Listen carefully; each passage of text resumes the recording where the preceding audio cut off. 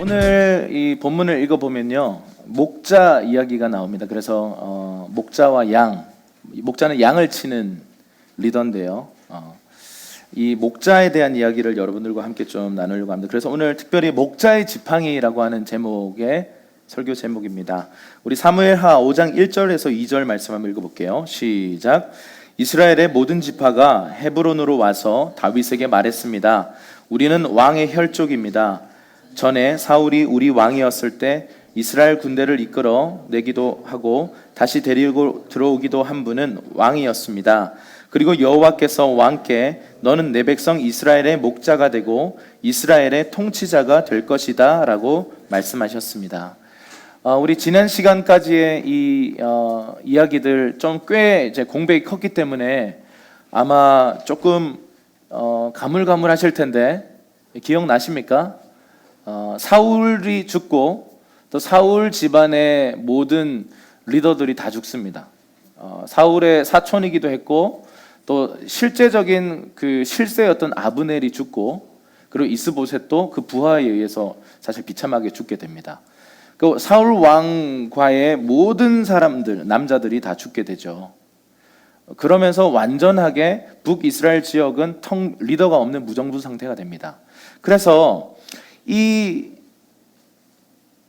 북이스라엘 사람들이 오늘 5장 1절부터 사람들에게 나와서 이렇게 말합니다. 이때까지 막 다윗을 경계하고 뭔가 이스보셋을 중심으로 혹은 아브넬을 중심으로 이 다윗 왕국이 아닌 사울 왕의 이 명맥을 좀 이어가려고 했던 이 사람들이 갑자기 태도가 확 바뀌죠. 사람이 그렇습니다. 딱 바뀌면서 우리는 왕의 혈족입니다 이렇게 말하기 시작하는 거죠. 그러면서 일전에 왕에 대한 하나님의 예언의 메시지를 지금 거론하기 시작하는데 우리가 들었는데 밑에 보니까 너는 내 백성 이스라엘의 목자가 되고 이스라엘의 통치자가 될 것이다 라고 여호와께서 왕에게 이렇게 말씀하셨습니다 라고 말하는 거죠. 근데 여기서 참 독특한 표현인데요, 어떤 나라의 왕에게도 목자라는 호칭, 목자라는 표현을 쓴 적은 없어요. 그런데 갑자기 다윗을 향해서 너는 이스라엘의 목자가 될 것이다, 너는 이스라엘의 통치자가 될 것이다 라고 말하는 거예요. 여러분, 통치자, 왕, 다스리는 자는 사실은 목자여야 합니다. 오늘 왜 이 설교 제목이 목자의 지팡이일까요? 목자의 지팡이는요, 언젠가는 왕의 규가 되는 거예요. 다시 한 말씀드리겠습니다. 목자의 지팡이는 왕의 규가 됩니다. 왕의 규가 왕의 지팡이입니다. 왕들이 들고 다니는 지팡이. 그래서 오늘 이 다윗에게 하나님께서 말씀하셨던 너는 이스라엘의 목자가 될 것이다, 너는 이스라엘의 통치자가 될 것이다 라고 하는 이 두 문장의 하나님의 숨겨진 의도들을 함께 좀 살펴보도록 하겠습니다. 자, 목자, shepherd라고 하는 이 단어죠.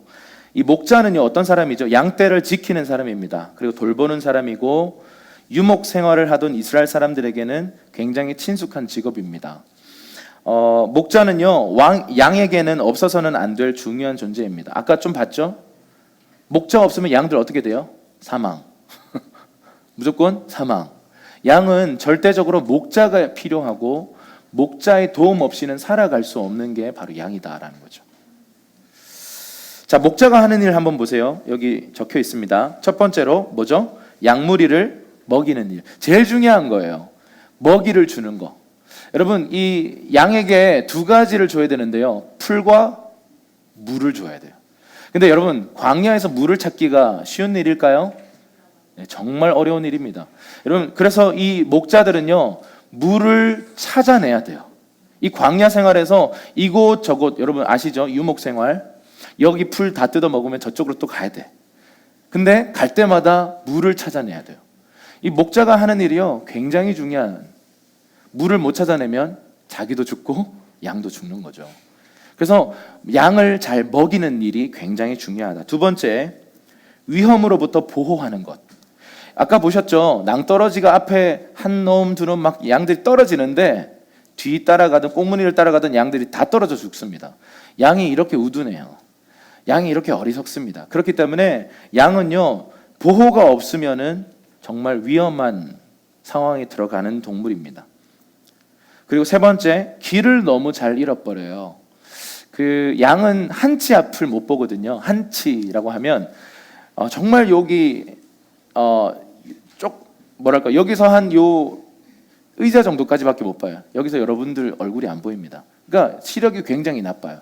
대신에 청력이 굉장히 좋습니다. 그래서 음성을 듣고 따라가는 게 양이에요.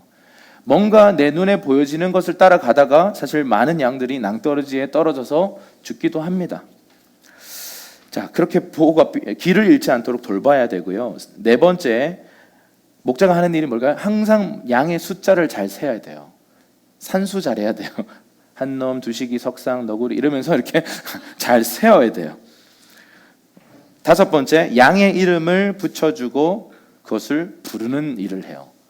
여러분, 좋은 목자들은요, 양 하나하나에 정말 애정을 갖고 마치 자식처럼 키웁니다. 그래서 이름도 지어주고요. 그 이름을 부르면 양들은 목자의 음성을 듣고 이렇게 나옵니다. 특별히 그 목축업 중에 이스라엘의 목축업을 보면 함께 공동 우리를 형성해요. 그래서 밤마다 공동 우리에다가 이 양들을 몰아넣어요. 그러면 각자마다 양들이 있고 그 양의 목자들이 있잖아요. 아침마다 어떻게 하는 줄 아세요? 뭐 이런 거죠. 삼순아 이리 와. 그러면 그 삼순이 양이요, 매 이러면서 와요. 그러니까 이게 목자의 음성을 듣고 움직이는 동물이다라는 거죠. 그리고 항상 새로운 목초지를 찾아서 다음 시즌을 향해 계속 이동하는 게 목자이다라는 것입니다. 여러분, 우리 성경에 보면 조금 전에도 말씀이 나왔지만 우리는 마치 양과 같다 그래요. 저와 여러분은요, 사람은요, 양 같아요. 그래서 어리석고 한치 앞을 못 보고 내 생각과 내 감정과 내 느낌을 따라가면 낭떠러지에 떨어질 수 있는 그런 위험천만한 존재가 우리 사람입니다. 그래서 성경은 사람을, 저와 여러분을 양에 비유합니다. 그래서 예수님이라고 하는 목자가 우리에게 필요하다라고 성경은 말하고 있죠. 우리 한번 읽어볼까요? 요한복음 10장 11절에서 14절입니다. 시작. 나는 선한 목자다.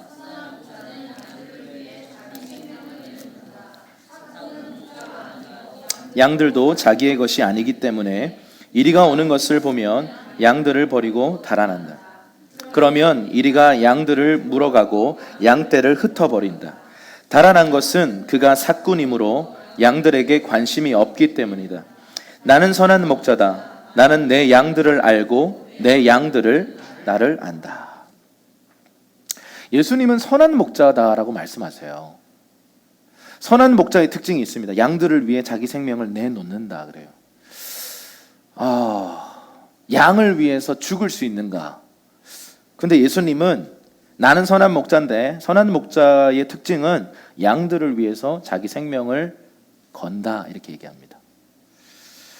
근데 삭군이 있어요. 삭군 목자가 있어요. 여기서 말하는 선한 목자는 사명감을 가진 진 참된 목자겠죠. 그런데 삭군 목자는 어떤 사람이에요? 알바생들이에요. 알바생들.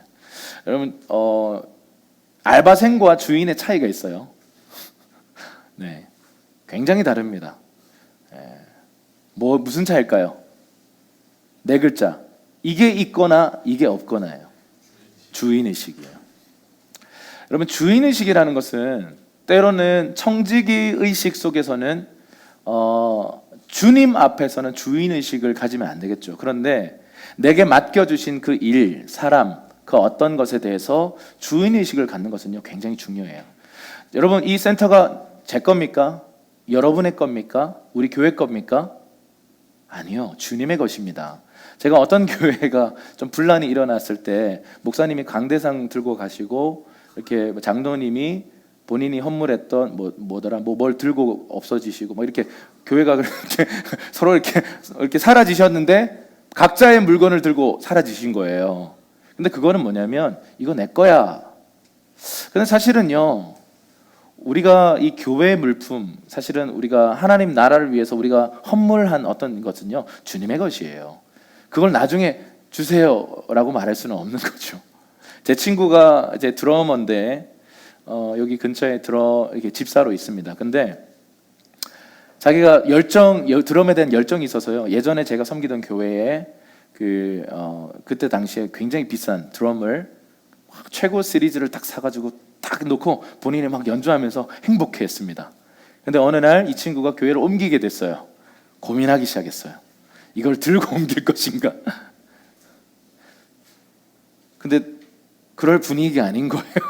그래서 이 친구가 결국 목사님 헌물하겠습니다. 사실 한 500만 원 정도 되는 꽤 비싼 이 악기인데 그냥 헌물하고 지금은 거기는 아무도 치지 않고, 왜냐하면 드러머가 없거든요. 근데 그럼에도 불구하고 이 친구에게 많은 갈등이 있었어요. 사실은 가져와야 되나, 저한테 막 고민을 하더라고요. 거기 칠 사람도 없는데 가져와야 되나. 근데 이 친구가 거기 그냥 이렇게 두기로 결정하는 얘기를 들으면서 그래, 맞다. 하나님께 우리가 내어드린 것은 하나님의 것이지, 사실 내게 있는 모든 것들도 하나님의 것입니다. 어쩌면 우리에게 청지기 의식이 사라져버린 주인 행세를 하고 있는 건 아닌가. 근데 또 반대로 너무 주인의식이 없지 않은가. 관리하지 않고 그냥 막 이렇게 널브러져 있어도 나와 무슨 상관인가, 이런 생각이 들 때가 있습니다. 어쨌든 이 삭구는요, 와서 알바하고 가는 사람이에요. 그냥 이 양들은 관심 없고요, 내 삭스를 받고 내 월급을 받고 내 페이를 받고 그냥 양들은 양이고 내 삶은 내 삶이야 라고 하는 사람이 삭군이에요. 삭군 목자가 있다, 이렇게 얘기해요. 근데 예수님은요, 물론 삭도 없으셨을 뿐만 아니라 선한 목자셨고, 선한 목자는 양들을 위해 죽으실 수 있는 분이다. 근데 우리는 잘 아는 것처럼 그분은 우리를 위해 죽으셨어요. 그러니까 참된 목자인 거죠. 우리는 그 세월호 사건에서 그 선장이 이렇게 나오는 장면을 보면서 그 세월호를 둘러싼 너무 많은 이야기가 있잖아요. 그런데 그냥 팩트만 딱 놓고 보면 아이들은 지금 침몰돼서 죽고 있는데 그 배 전체를 리더를 하는 그 사람이 이렇게 도망 나오는 그 장면을 우리가 영상으로 봤잖아요. 그래서 많은 사람들이 화가 났어요. 어떻게 저럴 수가 있는가. 물론 이해는 됩니다. 죽음 앞에서 우린 다 비겁해집니다. 그런데 그 사람이 정말 목자의 마음이 있는 사람이었다면 그렇게 하지는 않았겠죠. 그리고 우리는 또 이야기를 많이 들었어요. 많은 선생님들, 심지어 친구를 구하러 다시 들어갔다가 함께 그 물에 빠져버린 이야기를 많이 들었습니다. 9.11 테러 때 많은 사람들이 건물을 등지고 막 도망가고 있는데 건물을 향해서 달려가고 있는 사람들이 있어요. 누굴까요? 소방대원들이에요. 여러분, 거기 가면 안 돼요. 근데 한 명이라도 더 살리려고 많은 소방관들이 목숨을 걸고 들어갔다가 못 나오셨어요. 여러분, 목자의 마음은요, 뭔가 내 월급을 받기 위해서 일하는 사람들이 아니에요. 그 양에 대한 관심과 내게 맡겨진 그 사람들에 대한, 그 양에 대한 사랑 때문에 이렇게 일하는 사람들이 목자입니다. 그래서요, 참된 목자는요, 양을 알아요. 그리고 양도 목자를 알아요. 그리고 이거를 주님은 목양이라고 부르시는 거죠. 베드로전서에 보면요, 이런 말씀이 있습니다. 한번 읽어볼게요. 시작.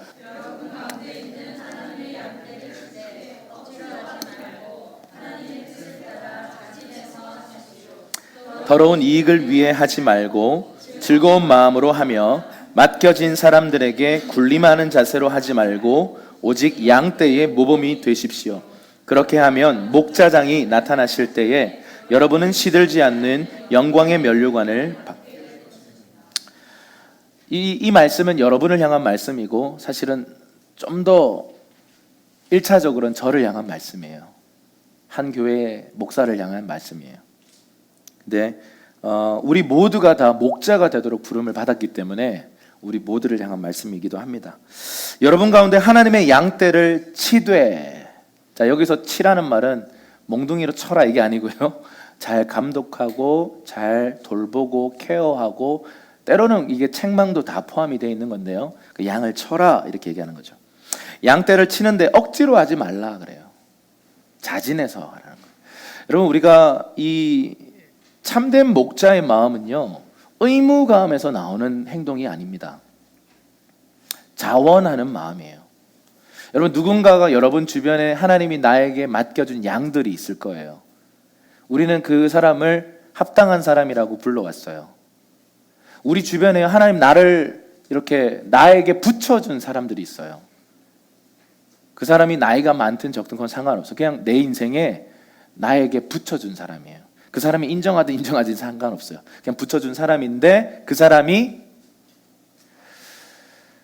의무감으로 나와서 그 의무감 때문에 책임감 때문에 이렇게 하지 말라 이렇게 얘기해요. 물론 책임감도 중요하죠. 근데 자원하는 마음으로 해라 이렇게 얘기합니다. 여러분 이 말은 그럼 의무감으로 한다면 다 때리쳐야겠구나 이런 얘기가 아니에요. 내가 지금 의무감 때문에 이렇게 하는 건가 아니면 자원하는 마음이 있어서 이렇게 하는 건가, 자기를 돌아보고 자원하는 마음으로 하도록 해라 이 말이죠. 어쨌든 우리가 사람을 대할 때요, 의무감으로 대하면 그 사람 알아요. 진짜 알아요. 이 사람 지금 의무감으로 나한테 대하는구나. 저는 예전에요, 토요일마다 문자 오거나 전화 오는 신방이 되게 싫었어요. 의무감으로 오는 거예요. 그것도 단체 문자로요. 절대 대답 안 해요. 물론 이제 단체 문자가 필요합니다. 공지 같은 거는요. 공지하는데 누구야 뭐 이렇게 물론 이렇게 하는 분들도 있겠지만 공지는 공지예요. 그런데 평소 관계 없다가 내일 오라는 거야 교회에. 근데 그게 아무 감정이나 관계 없이 그냥 툭 날아오는 거예요. 그리고 왔어요.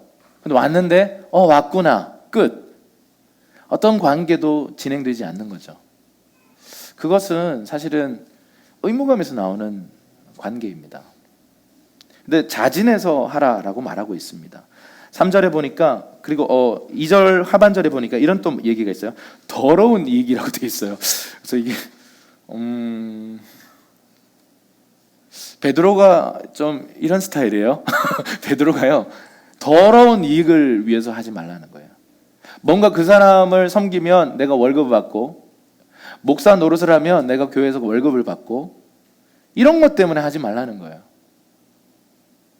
이걸 더러운 이익이라고 얘기했어요. 그런 것 때문에 하지 말고 즐거운 마음으로 해라. 3절에 맡겨진 사람들에게 군림하는 자세로 하지 마라.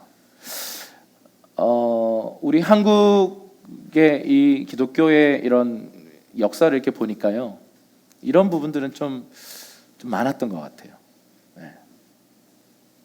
좀 유교적인 기독교, 좀 권위주의적인 기독교의 모습이 참 많아서 많은 젊은이들이 기독교를 사실 떠나고 있는 이유의 하나가 이런 부분이, 군림하는 자세로 나아갈 때, 섬기는 자세, 친구가 되는 자세.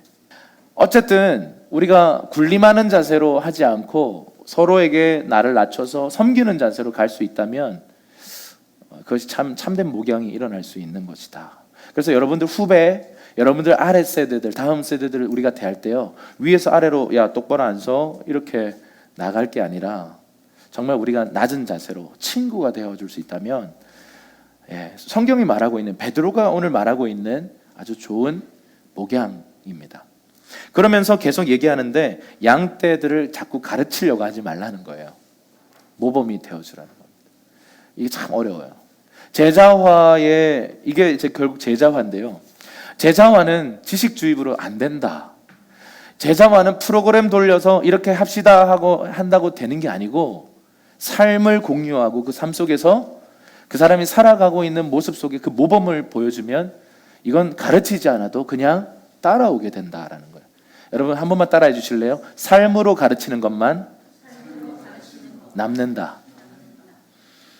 여러분 우리가 여러분들 그동안 이제 배워왔던 수많은 공부, 어떤 지식, 이론들을 생각해 보면 여러분의 삶에 진짜 남는 건 어떤 거였어요?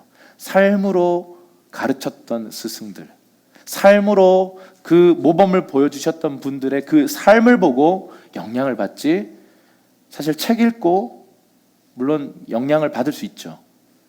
특별한 은혜가 성령에 의해서 부어지면 책을 통해서도 일어나더라고요, 사실은. 근데 그런 일은 정말 드물고요. 지식이 우리에게 들어왔다고 해서 우리 삶이 변하지 되지는 않더라고요. 삶으로 가르치는 것만 남습니다.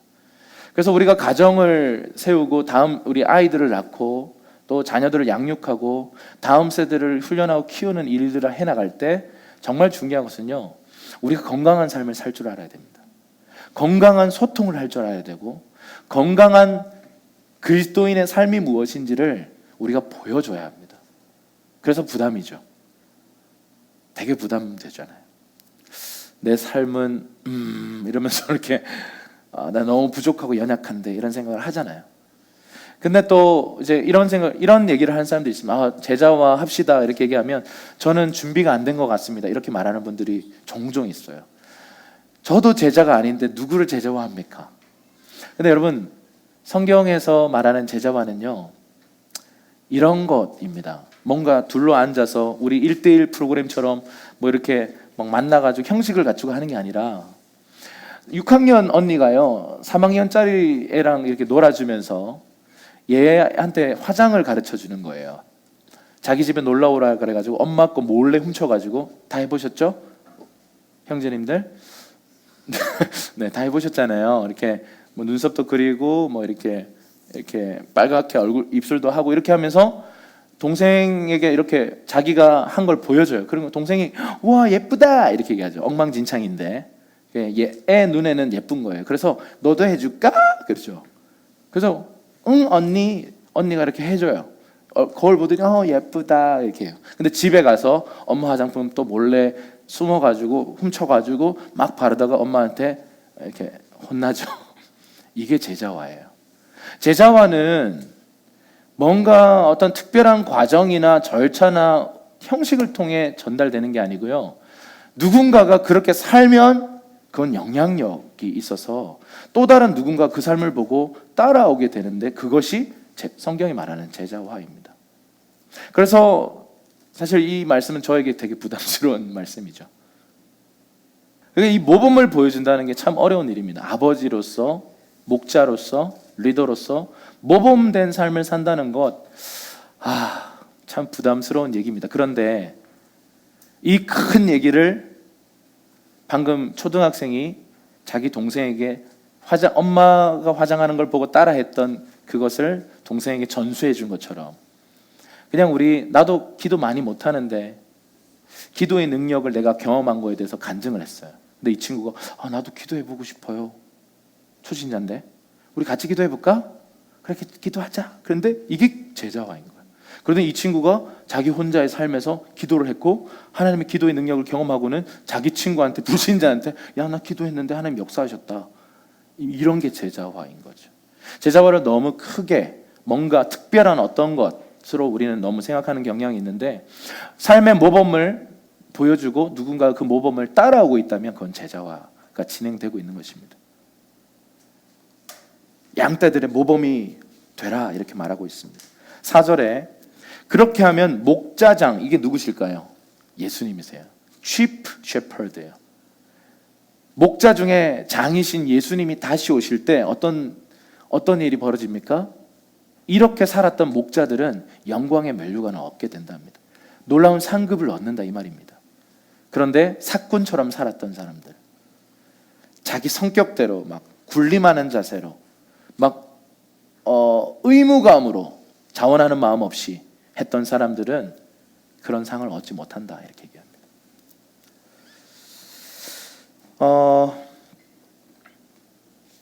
그 밑에 네모 박스 보시면요, 하나님은 다윗이 이스라엘의 통치자이기 전에 목자가 될 것이라고 말씀하십니다.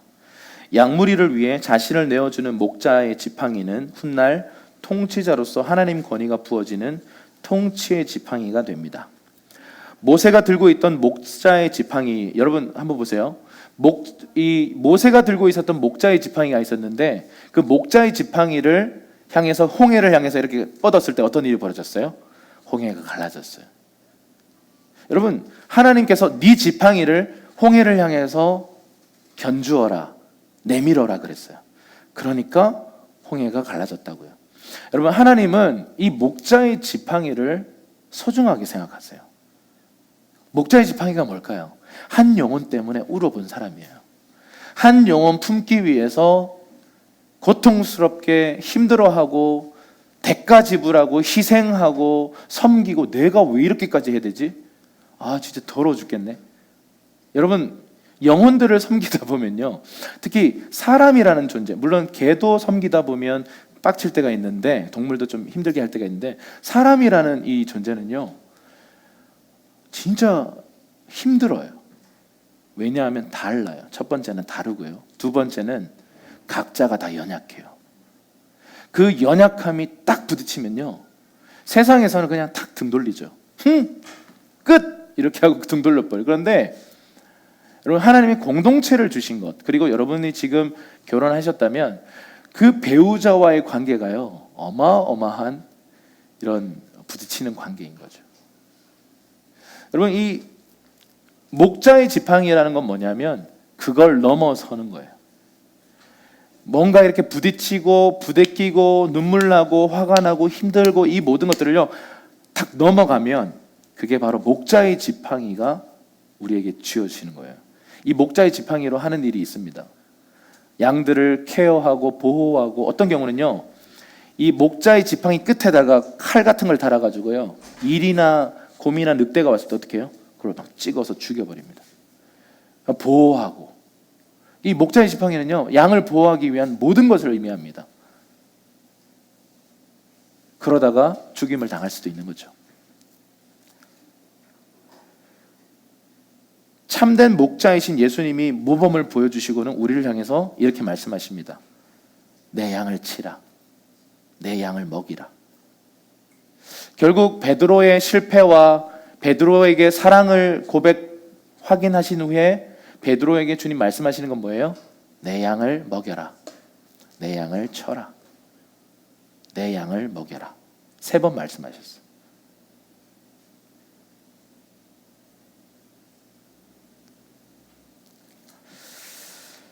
제자화의 부르심은요 해도 되고 안 해도 되는 게 아닙니다. 주님이 우리에게 마지막으로 부탁하신 말씀이에요. 내 양을 먹여라, 내 양을 쳐라. 저도 가끔씩 있잖아요, 이렇게 우리가 지금 리더가 이렇게 좀 충분하게 일어나지 않았기 때문에 사실은 이제 저와 사모님이 되게 많은 부분이 과부하가 걸려 있어요. 뭐 부담을 드리려고 하는 말씀은 아니에요. 부담을 가져주세요. 리더들이 일어나서 이제 여러분들이요 또 다른 누군가를 섬기는 거예요. 군림하는 거 절대 아닙니다. 가르치는 거 절대 아니에요.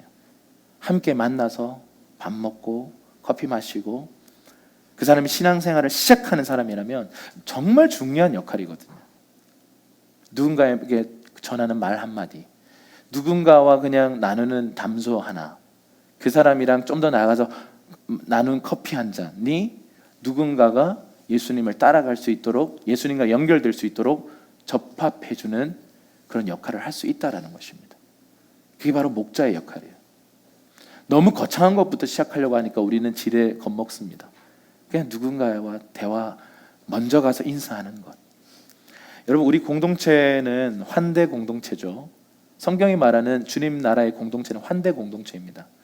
여러분, 우리 웰컴하는 분위기를 좀 더 만드십시다. 새로운 분들이 왔을 때 제발 낯가리지 마세요. 새로운 사람이 낯가림은 100배가 있거든요. 얼마나 용기가 필요한 줄 아세요? 여기 뚫고 들어오는 게. 그죠?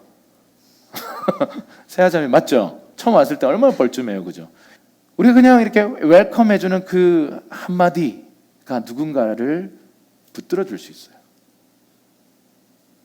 근데 내가 낯가리고 이러고, 물론 예, 할렐루야, 여러분을 존중합니다. 낯가리셔도 돼요. 그런데 그걸 조금 넘어서서 관심 없는 누군가, 나와 무슨 상관인가 하는 그 전혀 상관없는 누군가가 왔을 때 그 사람에게 내민 손 하나가 그 사람이 예수님과 연결될 수 있도록 도와주는 역할을 할 수 있다는 것입니다.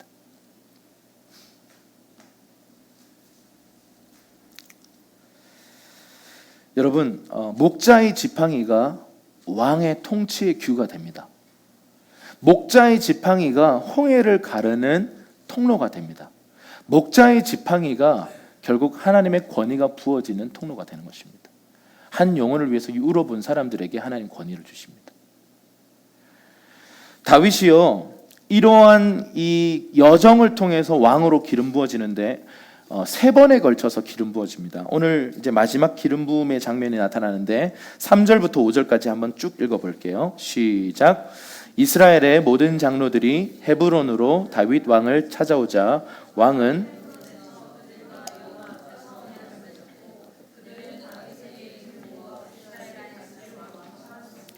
다윗은 30세에 왕이 되어 다스리기 시작해서 40년 동안 다스렸습니다. 그는 헤브론에서 7년 6개월 동안 유다를 다스렸고 예루살렘에서 온 이스라엘과 유다를 33년 동안 다스렸습니다. 다윗을 향한 점진적인 기름 부으심의 장면입니다. 첫 번째 기름 부음이 언제 있었죠? 다윗이 약 15세일 때요, 사무엘에게 기름 부음을 받는데 베들레헴에서 받습니다. 이새의 집에서요. 이건 하나의 예언과 같은 거죠. 너는 왕이 될 거야. 그리고 기름 부었으니까요. 근데 아무런 변화가 없어요. 여러분, 비전이 약간 이래요. 부르심이 약간 이런 방식으로 옵니다. 내가 너를 이렇게 불렀다 그러는데 아무런 변화가 없어요. 그러니까 사람들이 힘들어합니다. 뭔 변화가 시작돼야 되고 구체적인 역사가 나타나야 되는데, 하나님의 역사는요, 대부분 비전을 보여주고 나서 아주 오랜 기간이 지난 후에 하나님이 그 자리로 그 사람을 세우십니다. 왜요? 준비가 돼야 되니까. 다윗의 인생을 보면요, 베들레헴에서 시작된 기름 부음의 여정이 다윗의 인생을 이끌어 가는데요, 그때부터 인생이 꼬이기 시작해요. 죽임을 당하려고 하고 뭔가 사울의 그 핍박을 피해서 광야로 도망다니는 도망자의 삶을 살면서 그 도망자의 삶이 종지부를 딱 찍으면서 헤브론에서 왕이 되는데 유다 지파 한 지파의 왕이 됩니다. 이때가 30세였어요. 이 헤브론에서 7년 6개월 동안 왕이 됩니다. 그리고 오늘 방금 읽었던 이 말씀에서는요, 이스라엘 전체의 통합 왕국의 왕이 되는데 이때 나이가 37살이에요.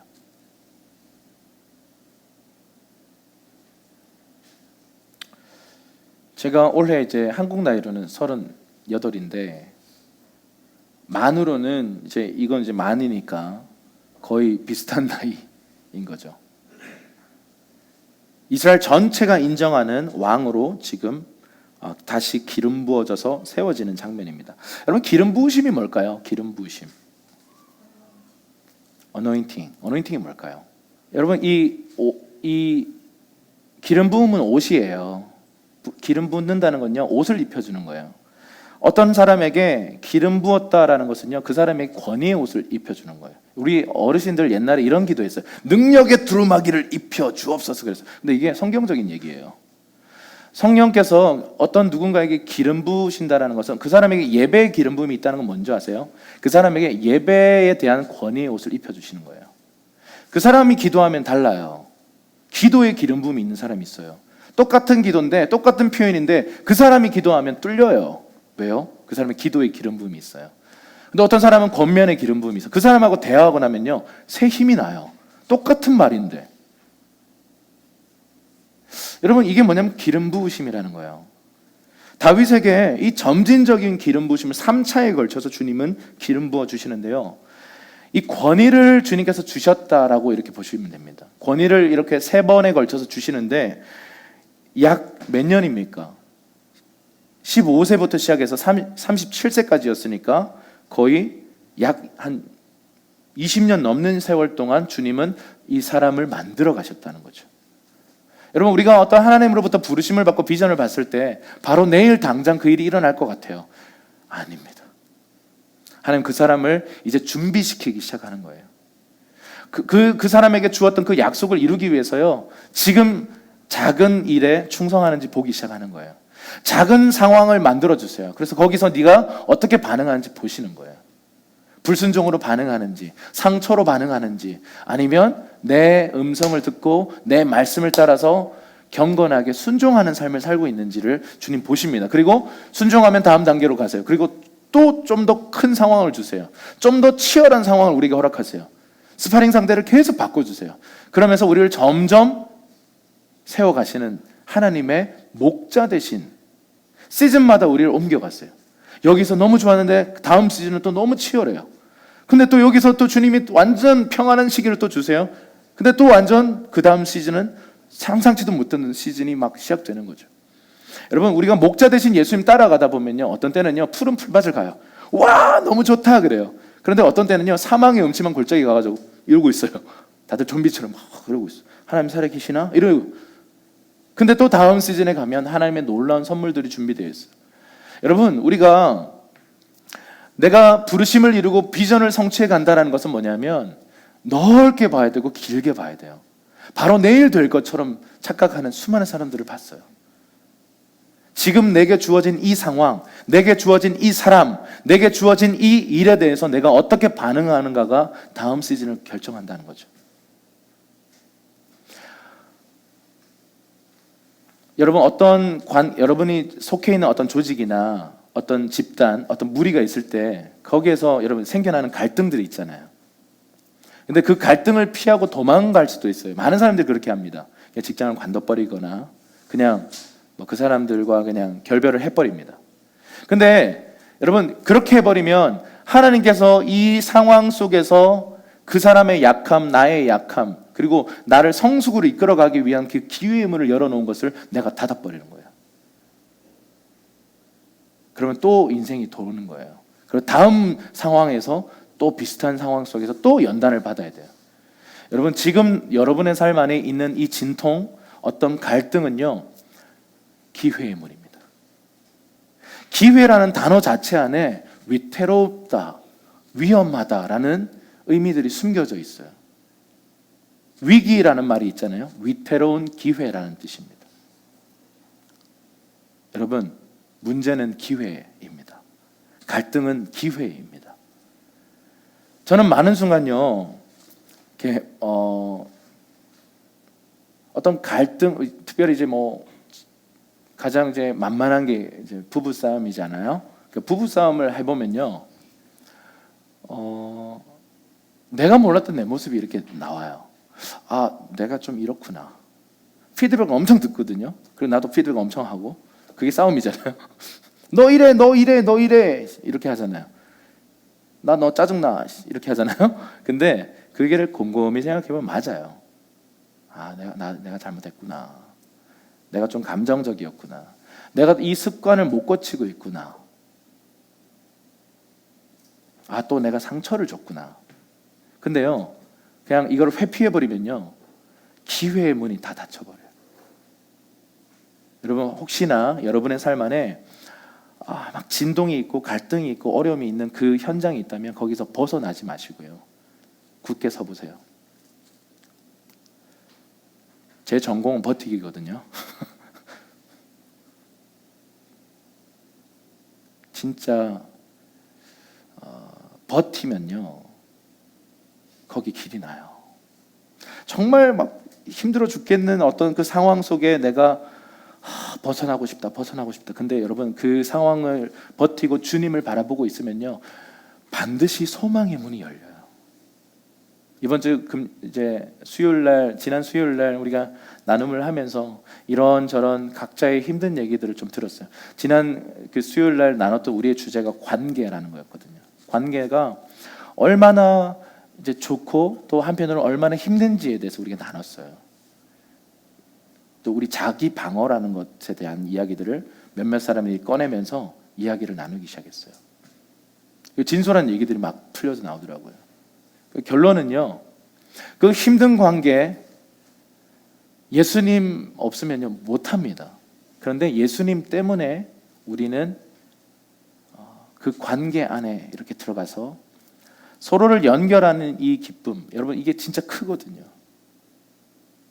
불가능해 보이는 그 일들이 물꼬가 딱 튀어지는 그 기적들을 여러분 삶 속에서 저와 함께 또 여러분 그 팀과 함께 여러분이 속해 있는 그 현장에서 보시게 되기를 축복합니다. 물꼬가 터져나가는 거예요. 그래서 여러분 목자가 된다는 것, 누군가를 섬긴다는 것, 누군가를 품는다는 것이 힘든데 그 너머에 있는 기쁨, 그 너머에 있는 열매, 그 너머에 있는 하나님의 보상을 생각하면요, 여러분 우리가 포기하지 말아야 합니다. 그래서 우리 옆 사람에게 당신을 포기하지 않겠습니다. 한번 얘기해 주실래요? 요한복음 3장 27절입니다. 요한복음 3장 27절 한번 읽어보겠습니다. 시작. 이 말에 요한이 대답했습니다. 하늘에서 주시지 않으면 사람은 아무것도 받을 수 없다. 여러분 권위는요 하나님 주시지 않으면 받을 수 없는 거예요. 하나님이 주셔야만 취할 수 있는 것입니다. 여러분 직분 받는다고 권위를 받는 거 절대 아닙니다. 뭐 이렇게 새신자반하고 제자반하고 성장반하고 사역자반해서 사역자가 됐습니다. 이런 거는요 불가능한 얘기예요. 그렇게 사역자가 안 돼요. 권위라는 것은요 하늘에서부터 주어지는 것입니다. 그래서 직분이 없어도요 그냥 평신도인데도 어떤 특별한 권위가 부어질 수도 있습니다. 하늘에서 주시지 않으면 사람은 아무것도 받을 수가 없다는 거죠. 여러분 하나님의 부르심과 비전은요 전혀 준비되어 있지 않은 때에 주권적으로 다가와요. 내가 그런 존재라고? 약간 좀 혼란스러워해요. 그런데 그 이후부터 시작되는 게 뭐냐면 부르심의 길에 들어서고 나서 그걸 감당할 수 있는 그릇으로 주님이 빚어가세요. 시즌마다 도전을 주시고 시즌마다 새로운 만남을 주시고 시즌마다 어떤 장소를 이동시키시고 계속해서 이렇게 우리를 이끌어 가시는 목자 역할을 하신다는 것입니다. 먹이시고 보호하시고 강하게 책망하시고 그 과정 속에서요 우리 안에 있는 상처와 어떤 이 불순종할 수밖에 없는 어떤 상황 속에서 하나님 말씀의 순종을 선택하는 이 성숙, 영적 성장으로 가다 보면요 하나님이 그 사람의 삶 안에 새로운 권위들을 부어주십니다. 이번 한 주 안에 이제 여러 가지 피드백들을 좀 많이 들었어요. 지난 화요일 날 예배학교 때 용서에 대한 얘기를 했는데 그것 때문에 좀 힘들어하셨던 분들이 있었어요. 왜 그 얘기 하셔가지고 다 좋았는데 불편했다는 거예요. 근데 이제 그 얘기를 듣고 용서를 선택하고 막 기도하는데, 이게 좋았다는 거예요. 결국은 좋았다는 거죠, 그죠? 이번 화요일 날 이제 나눴던 얘기가 그겁니다. 우리 예전에 여기서도 워십 스쿨 때 했던 얘기인데 속죄소를 이렇게 만드는 이 법궤 뚜껑이고 이 천사의 형상이 있잖아요. 그거를 한 덩이 금으로 쳐서 만들어요. 한 세 덩이로 만들어서 용접하면 쉬운데요. 한 덩이 금으로 이렇게 친다고요. 근데 거기 이름이 멀시 시트예요. 자비의 보좌, 은혜의 보좌, 용서의 보좌라는 뜻입니다. 여러분, 용서의 보좌, 자비의 보좌에 주님의 영광이 임재하시는 거죠. 그러니까 우리가 하나님의 이 엄청난 용서를 받았는데 다른 사람을 용서하지 못한다는 것은 말이 되지 않는다라고 주님이 말씀하셨어요. 주기도문에도 내가 다른 사람을 용서한 만큼 나를 용서해 주세요라고 우리는 기도해 왔어요. 그래서 기독교는요, 용서를 선택하는 종교가 아니라 기독교는 용서예요, 그냥.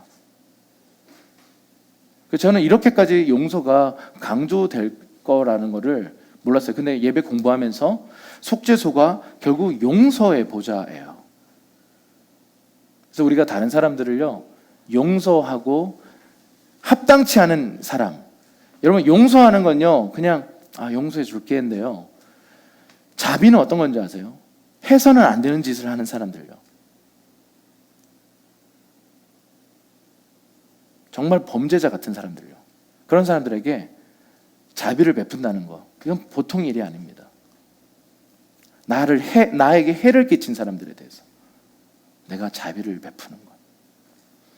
이번 한 주간 여러분들이 만나는 사람들 속에서 정말 좋은 관계, 이렇게 편안한 관계도 있겠고, 또 때로는 좀 불편한 관계에 있는 사람들, 오랫동안 묵은 그런 상처들이 쌓여 있는 관계일 수도 있어요. 근데 여러분, 용서를 선택하는 게 아니라 저와 여러분이 용서가 되는 것, 내가 용서의 보좌가 되어서 주님의 영광이 내 삶에 임재하게 하는 것, 이게 기독교입니다. 다윗이요 그 삶을 걸어왔어요. 사울을 향해서, 자기를 죽이려고 했던 수많은 사람들을 향해서 그 삶을 살았습니다. 그 순종의 삶을 통해서 결국 권위는 단번에 주어지는 게 아니라 이 과정을 통해서, 검증을 통해 하늘에서부터 부어진다라는 것입니다. 그래서 이런 나눔을 조금 이따 하면 좋겠습니다. 부르심과 비전이 더디고 이루어지는 것처럼 보일 때 참 힘듭니다. 그런데 그 시간이 순종의 사람으로 성장해가는 점진적 과정이다 라고 얘기했어요. 근데 이 과정 속에서요 우리 힘들어요. 안 보이거든요. 빨리 보여주셨으면 좋겠는데 안 보여주세요. 화가 나기도 하고 불안하기도 하고 막 이렇게도 해보고 저렇게도 해보는데, 사실 오늘 이 말씀을 통해서 하나님은 우리를 점진적으로 이렇게 옮겨가신다라는 것, 시즌을 주신다라는 것 우리가 들었습니다. 그럼에도 불구하고 우리 약하잖아요. 불안할 때가 있고 힘들 때가 있는데, 여러분 그것 좀 나눠보고 서로 좀 기도해 주는 시간을 가졌으면 좋겠어요.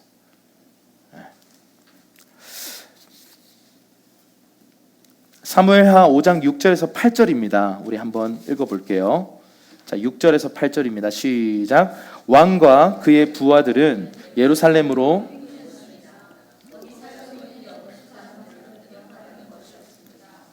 여보수 사람들이 다윗에게 말했습니다. 눈먼 사람이나 다리 저는 사람이라도 너를 쓸어버릴 수 있을 것이다. 그러나 다윗이 시온 산성을 점령했으므로 그곳 이름을 다윗성이라 했습니다. 그날 다윗이 말했습니다. 누구든지 수로를 따라 올라가 다윗이 미워하는 저 다리 저는 사람과 눈먼 사람 같은 여보수 사람을 쳐부수는 사람은 대장이 될 것이다. 그리하여 눈먼 사람과 다리 저는 사람은 왕궁에 들어가지 못할 것이다 라는 속담이 생겼습니다. 여러분 다윗이 오늘 이제 이 결론적으로 예루살렘을 점령하는 모습이에요. 이 이스라엘의 왕이 되고 나서, 이스라엘의 통합 왕이 되고 나서 가장 먼저 한 일이 뭐냐면 예루살렘 점령입니다. 근데 이 예루살렘은요 고대로부터 난공불락의 요새입니다. 그래서 이 여호수아 때도 함락시키지 못했고 그 이후에도 함락시키지 못했습니다. 그런데 불가능해 보이는 예루살렘 성의 아킬레스건이 사실 물에 대한 거예요.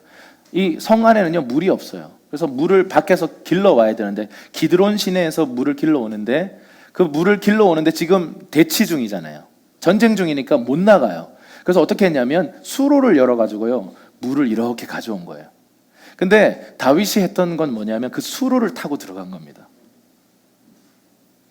여기에는 묘사가 없지만 이것 또한 여호와께 물었을 것입니다.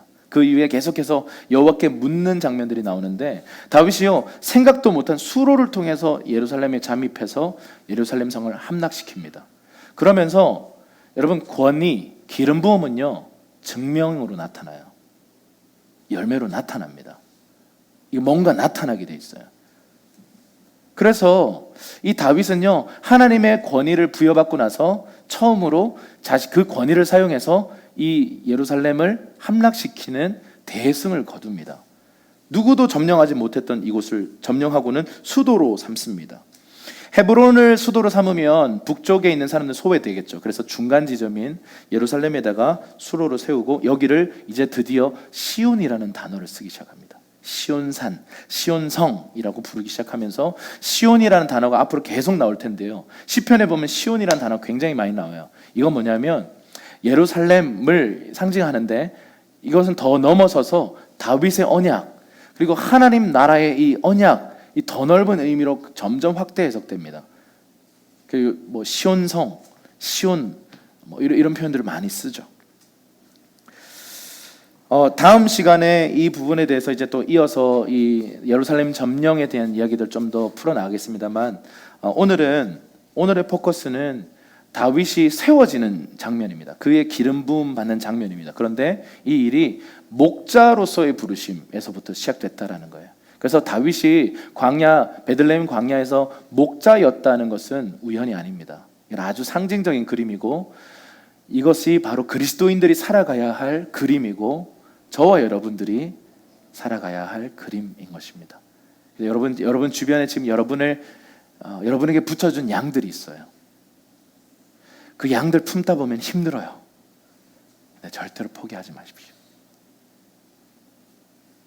그 목자의 지팡이를 들고 막 이 양을 해치려고 하는 이 악의 무리를요 쳐버리시고, 때로는 푸른 풀밭으로, 때로는 사망의 음침한 골짜기를 데려가야 되지만 포기하지 말고 내게 맡겨주신 양들을 위해서, 예수님처럼 목숨을 내어주지 못한다 하더라도 그 선한 목자가 걸어간 길을 흉내를 내면서 그 길로 걸어가다 보면, 여러분, 우리의 손에 들려있던 그 지팡이가 어느새 권위의 지팡이로 바뀌어 있는 것을 보게 될 것입니다. 그 지팡이를 내밀 때 하나님의 기적들이 우리의 삶 가운데 풀어지게 될 것입니다. 함께 기도하겠습니다.